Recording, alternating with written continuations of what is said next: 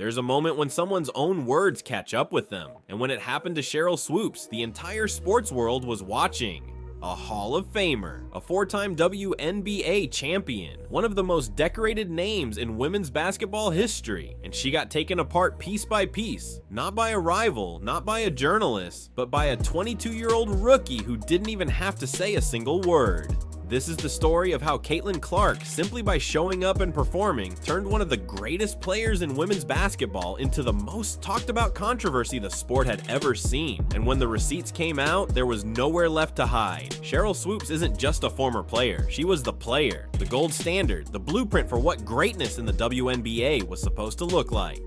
She was the first woman ever signed to a professional contract in WNBA history when she joined the Houston Comets back in 1997. She led that franchise to 4 consecutive championships. She earned 3 league MVP awards. She was the first woman to ever receive a Nike signature shoe, a deal she signed back in 1995 for $175,000. Groundbreaking at the time. When people talked about the face of women's basketball, Swoopes' name was at the very top of that list. So when she decided to open her mouth about Caitlin Clark, people paid attention. The problem is, what came out wasn't analysis. It was a series of claims so easily disproven that the internet took her apart in real time, and she never fully recovered from it. It started on January 29th, 2024, during an appearance on Gilbert Arenas' wildly popular podcast, Gil's Arena. Clark was on the verge of breaking the all-time NCAA women's basketball scoring record set by Kelsey Plum. The moment was historic. The whole sports world was watching, and Swoopes decided that was the perfect time to argue that the record shouldn't even count. Her reasoning? She claimed Clark had used an extra COVID eligibility year, meaning she got 5 seasons in college instead of 4. She said Clark was essentially a 25-year-old dominating 20-year-olds, and that taking the record under those conditions wasn't legitimate. And if that wasn't enough, she then threw out one more claim, that Caitlin Clark probably takes about 40 shots a game.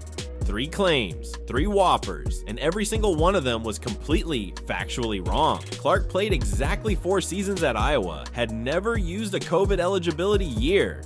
Oz was 22 years old at the time and averaged 22.7 shot attempts per game over her college career, not 40. In fact, that 22.7 average was barely more than the 19.2 shots per game Swoopes herself averaged as a senior at Texas Tech. The internet noticed that little detail almost immediately. What made it worse wasn't just the inaccuracies, it was the confidence behind them. Swoopes wasn't speaking in vague terms or expressing uncertainty. She was laying it out like fact, framing Clark's record as somehow tainted, as if a generational achievement needed an asterisk because of her personal math. And then Clark went out and broke the record anyway, doing it in 126 games. 13 fewer games than it took Kelsey Plum to set the original mark. So not only were Swoopes' numbers wrong, but the entire premise of her argument collapsed the moment Clark actually crossed the finish line. Iowa fans showed up to the next home game wearing shirts that read, "Don't be a Sheryl." That's when you know the internet has officially turned on you. What happened next said a lot about both women involved. Swoopes, to her credit, did eventually acknowledge she got it wrong, but the way she went about it was anything but straightforward. She didn't come out and address it publicly right away. Instead, she quietly reached out behind the scenes, using LSU star Angel Reese as an intermediary, a decision that was bizarre in its own right, given that Reese and Clark had their own highly publicized rivalry from the previous year's NCAA championship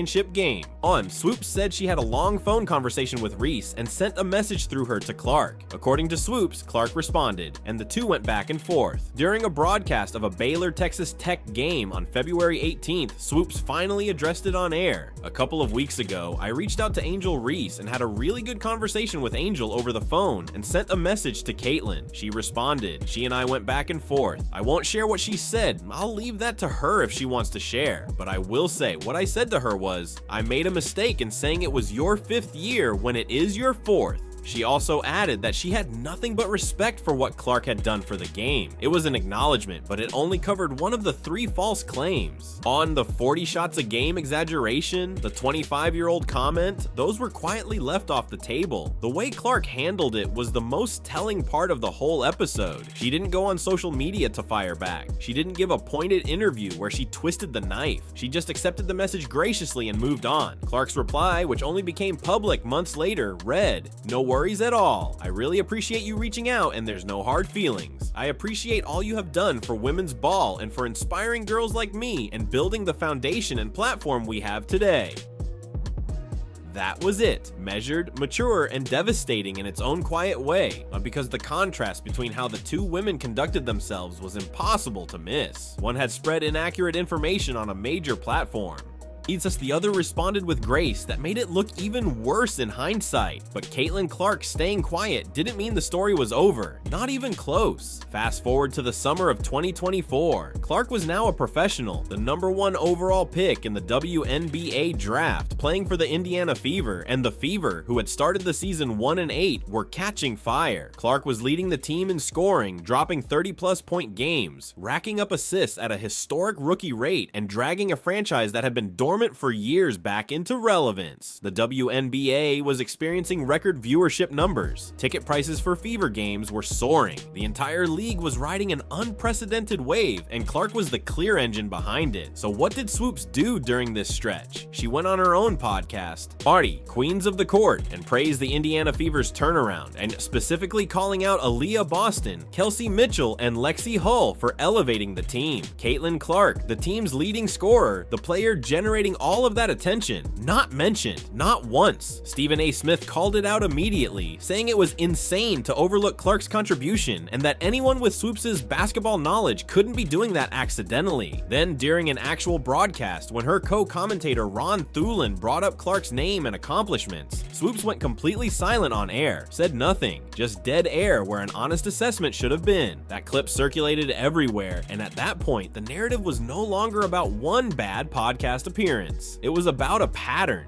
And then came the Diamond DeShields moment, and that's when things really unraveled. During a blowout Fever win over the Chicago Sky, DeShields committed a hard foul on Clark near half court, knocking her to the floor in a play that drew immediate backlash from fans across the country. It wasn't subtle. People weren't confused about what they were seeing, and rather than stay quiet or offer a balanced take, Swoops went straight to social media to post words of support for DeShields. Head up, kid. Hate will not win. You are covered, and ain't nothing these evil people can do about that. All love for you. The timing and the target made people furious. You could criticize Clark's fans. Some of them had, in fairness, gone way too far with their behavior online, but publicly rushing to defend the player who had just knocked Clark down are, in the middle of all this existing tension, read as something else entirely to most people watching. And that combination of the silence on Clark's contributions, the defense of DeShields, and months of factually wrong commentary, then pushed the story into an entirely new level of controversy. What happened behind the scenes during this same period was arguably even more dramatic than anything happening publicly. Nancy Lieberman, one of the most respected names in women's basketball and a longtime close friend of Swoops, had been watching all of this unfold since January. Back when Swoops first made the false claims on Gil's Arena, Lieberman said she was on a treadmill when she heard them and immediately picked up the phone. "I called her as a friend, as a sister," Lieberman later revealed. "I said, she's not 25 years old. Like, she's not a fifth-year senior, and she doesn't take 40 shots a game. Your numbers are wrong. They're gonna fact-check you. You can mea culpa. You can say you were wrong, and you're the hero of the story."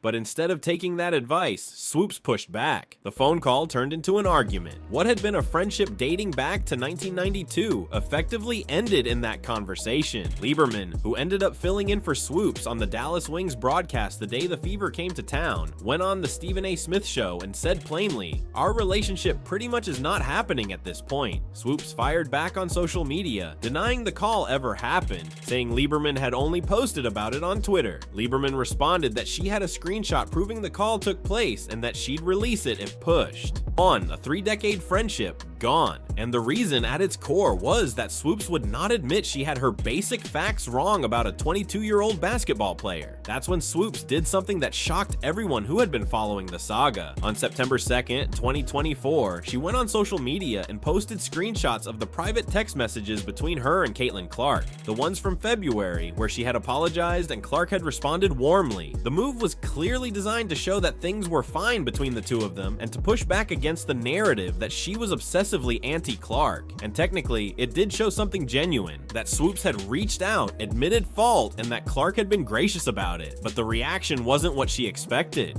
because instead of cooling the situation down, leaking those private messages, without Clark's knowledge or consent, struck a lot of people as a violation of trust. Clark had responded privately and kindly, and now Swoops was using that private exchange as a public shield. The internet pointed it out, and the whole episode reignited every conversation about Swoops' judgment that people had been having for months. The fallout from all of this hit Swoops where it hurt most, professionally. She had been contracted to call 7 Dallas Wings games in 2024. After the season, she wasn't brought back to the Wings broadcast team for 2025. The Indiana Fever didn't include her in their media plans either. She remained part of the Athletes Unlimited Pro Basketball broadcast setup, but from a league standpoint, the team level work that had been part of her post-playing career had quietly evaporated. Stephen A. Smith had called her out nationally. Her decades-long friendship with Nancy Lieberman was over. Fans were creating "Don't Be a Cheryl" merchandise, and through all of it, the person at the center of the storm, Caitlin Clark, had never once publicly clapped back. She had just kept playing, kept putting up numbers, kept growing the league's fan base, and let the results do the talking. Clark finished her rookie season averaging 19.2 points, 8.4 assists, and 5.7 rebounds per game, numbers that earned her unanimous Rookie of the Year, All-WNBA First Team, and All-Star selections. The Fever, who had started 1-8, caught fire and made the playoffs. The league's viewership numbers hit records that hadn't been touched in over 2 decades. And every data point that Swoops had dismissed or ignored was now sitting in the official record books for everyone to see. The twist at the end of all this is one that almost feels scripted. By the time the 2025 season was approaching, Swoops' tone had shifted dramatically. She began publicly praising Clark's massive Nike deal, an 8-year, $28 million contract that made history as the largest endorsement deal in women's basketball. Keep in mind, Swoops herself was the first woman to ever get a Nike shoe back in 1995, so there's a full circle quality to her now celebrating Clark's version of that same milestone. On a podcast appearance, she called it really great for the league and seemed genuinely positive about Clark's direction heading into year 2. A lot of fans didn't believe the change of heart was organic. Some felt it was forced, the result of consequences catching up. Others pointed out that Swoops had, months earlier, also privately sent Clark a final message in those leaked text screenshots that read, "I really appreciate you and your game. You are taking it to a whole new level. Keep being great. Have a blessed night." So perhaps the private truth was always different from the public performance. What this whole situation ultimately revealed isn't just about Cheryl Swoops or Caitlin Clark. It's about how generational transitions in sports can crack relationships and reputations in ways that nothing else can. Swoops built her legacy over a 15-year career and decades of work as an analyst and commentator. And in the span of one podcast appearance, followed by months of compounding decisions, the silence, the DeShields post, the leaked text, she put all of that at risk, not because she had a controversial opinion, but because the foundation of her argument was factually wrong, and she was slow to fully own it. Nancy Lieberman saw what was happening and tried to pull a lifelong friend back from the edge. That friendship didn't survive the conversation, and Clark, the 22-year-old at the center of all of it, navigated the entire saga by doing almost nothing. No clapbacks, no statements, no interviews where she named names. Just basketball. That's the part that should make everyone stop and think. Because in the end, the most powerful thing Clark did wasn't a quote or a viral moment. It was simply refusing to engage while the numbers kept climbing. And when someone's own words and actions become their undoing, you don't need to expose them. And the truth has a way of doing that all by itself.